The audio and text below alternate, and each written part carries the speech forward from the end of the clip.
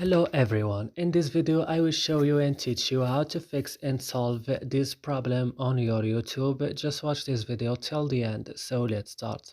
So now and first you have to go and open the settings of your phone, and after this go and open apps or applications. Here as you can see we found all the applications that you have on your phone. You will search only for YouTube, and when you found YouTube guys, what you should do, just open it like this and then go directly to storage option and go now to clear data.